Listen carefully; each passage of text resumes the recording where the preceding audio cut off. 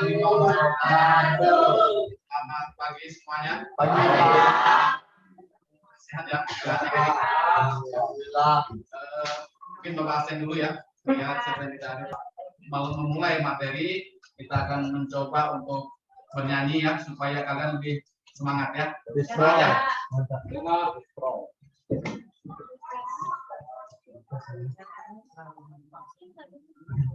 Nak, videonya di stop dulu. Stop dulu videonya. Perhatikan layar di depan. Saya akan stop.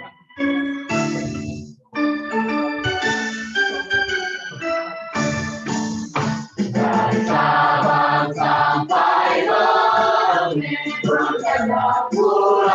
sudah belajar tentang perlindungan dan penegakan hukum ya, betul ya? Masih ingat kalian? Masih ingat apa itu hukum? Ayo, siapa yang masih ingat? Silakan. Ya, si Dewi. Silakan Dewi. Hukum adalah peraturan yang berlaku. Ya, bagus sekali ya Dewi. Tepuk tangan dulu untuk hukum itu adalah peraturan yang berlaku. Nah, mungkin ada yang lain yang ingin menyampaikan kaitan dengan hukum? Silakan sebelum kita kembali ke materi. Silakan Nona. Saya hukum adalah suatu hal yang semua orang atau sanksi bagi orang yang tidak tahu. Iya, bagus sekali ya.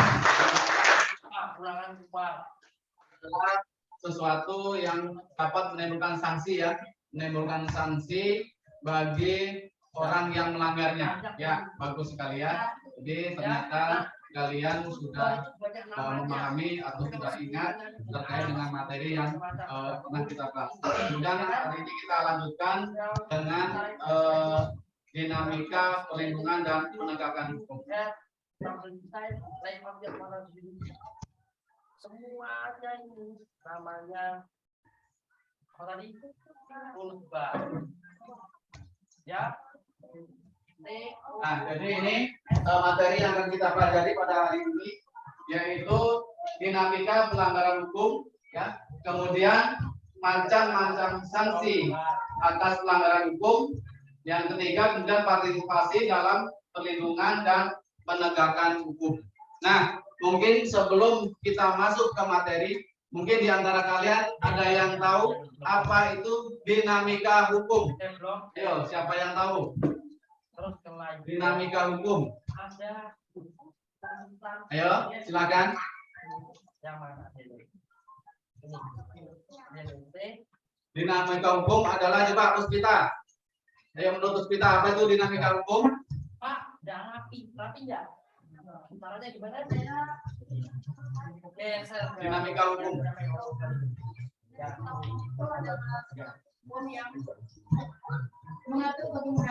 Ya, jadi dinamika hukum itu adalah suatu aturan yang mengatur suatu negara. Itu menurut Puspita ya.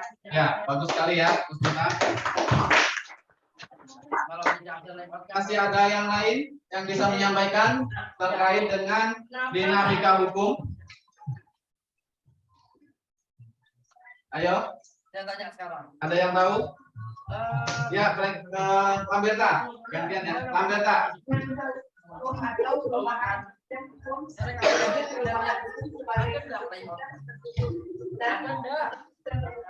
Ya, jadi dinamika hukum itu bisa juga dianggap sebagai adanya perubahan sistem hukum ya, sistem hukum yang sifatnya bisa terbuka dan bisa tertutup. Ya, itu menurut Lamberta ya. Oke, kasih aplaus untuk Lamberta. Selanjutnya Franky, silakan. Ingat ya, nomor 1 wik ya, nomor 2 workshop ya, nomor 3 wek. Ingat? Bisa enggak? Oh, bebek angsa, wik. Ayo coba. 1, 2, 3. Wik. Nomor 1. Ayo. 1, 2, 3. Wik.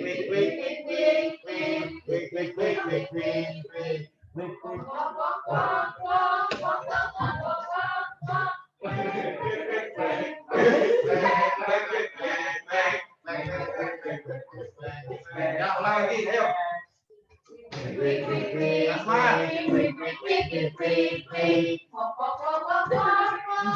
Ayo, jangan ketawa. Ayo. Jangan teriak ya, semangat ya.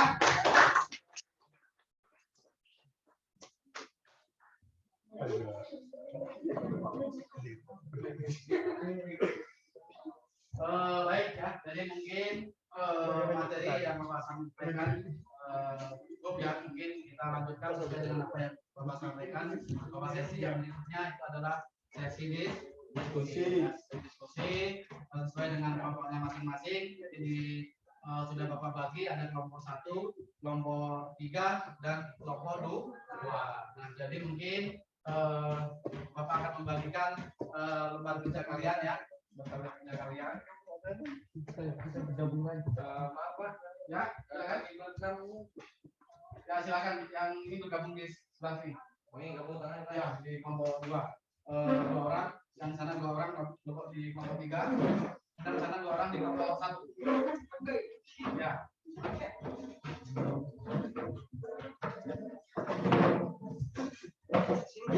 Ya sudah cukup nih dua.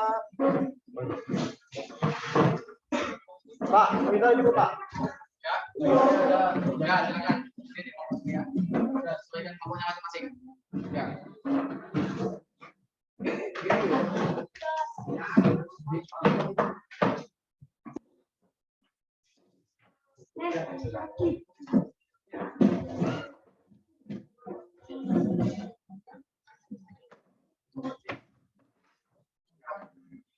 Jadi Bapak akan membagi kelompok yang pertama itu silakan kalian bahas tentang mengapa masih terjadi pelanggaran di lingkungan keluarga.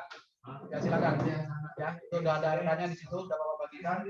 Kemudian di sini silakan diskusikan faktor-faktor yang menyebabkan terjadinya pelanggaran tata tertib di sekolah. Ya silakan. Mungkin di situ sudah ada LK-nya ya. Jadi nanti bisa kalian presentasikan. Ya, saya dicatat dulu supaya ingat faktor-faktor yang menyebabkan terjadinya pelanggaran di sekolah. Kemudian yang kelompok 2 ini adalah faktor penyebab terjadinya pelanggaran di lingkungan masyarakat, karena masih sering terjadi ya masyarakatnya. Nah, kira apa nih penyebabnya? Faktor penyebab terjadinya pelanggaran jadi pelanggaran di sekolah ya. Nah, jadi kalian supaya kalian nanti setelah berdiskusi ini kalian tidak mengulangi hal-hal yang menyebabkan terjadi pelanggaran di sekolah. Nah, ini di lingkungan masyarakat ya. Nah, jadi kalau ada kesulitan silakan ditanyakan sekolah. Pelanggaran hukum di sekolah yang ini akan dibacakan oleh saudara Imam. Berdasarkan pendapat kami, Ya, kuat ya. Ya. baiklah saya akan bacakan yang sudah kami kelompok kami. Ya. Berdasarkan pendapat kelompok kami,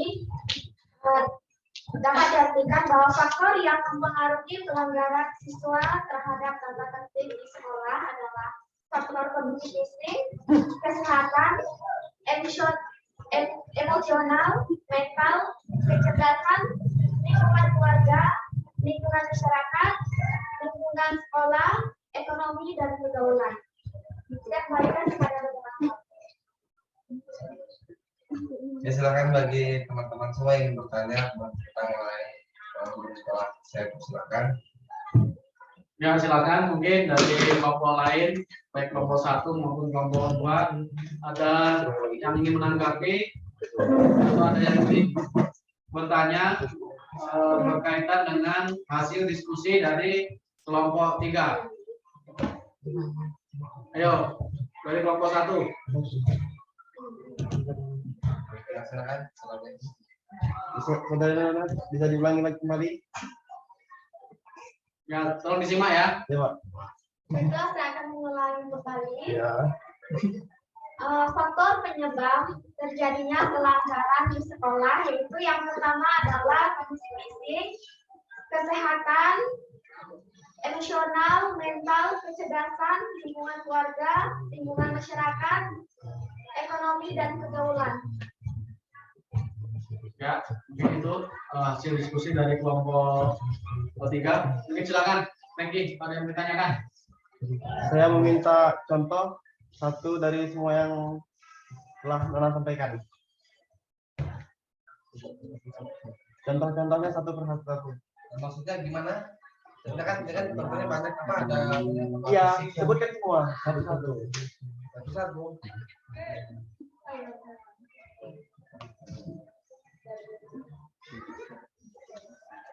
Ya, terima kasih atas pertanyaan yang diberikan kepada kami.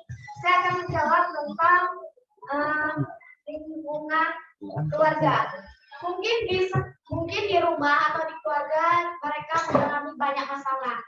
Terus siswa tersebut membawa masalah tersebut ke rumah sekolah sehingga dia tidak menaati peraturan karena dia mungkin terlalu sedih dengan yang mereka alami seperti itu. Dan untuk kalau kondisi kesehatan ya, kalau kita demam misalkan kita sering tidak mengikuti pelajaran, apalagi kita juga sering berbohong pada diri kita sendiri. Ya, banyak sekali kita yang sering berbohong mengatakan bahwa kita sakit, terkadang itu sudah melakukan pelanggaran atau menyebabkan. Benar atau salah? Jawab dulu di kertas kalian, baru kalian angkat jawaban medianya. Silakan. Bapak ulangi sekali lagi. Pelanggaran hukum disebut juga perbuatan melawan hukum, yaitu tindakan yang sesuai dengan aturan-aturan yang berlaku. Benar atau salah? Ayo, silakan angkat.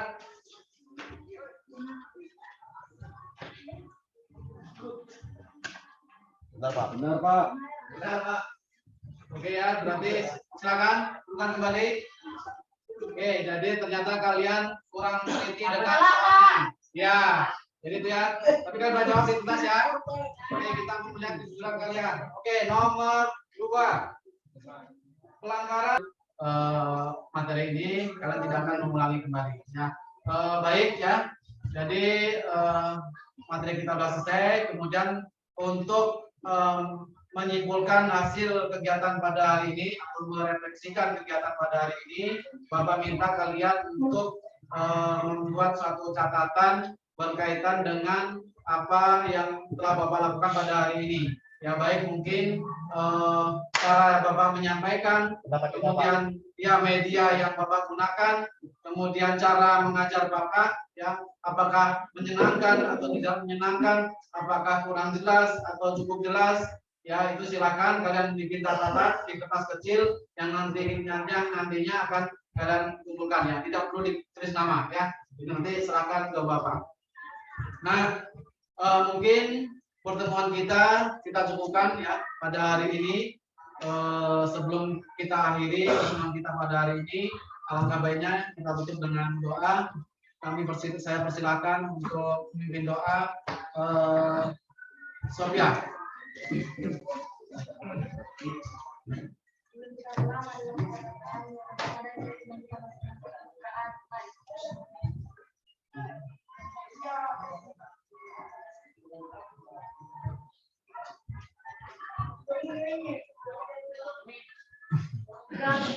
Ya, oke, terima kasih. Selamat siang.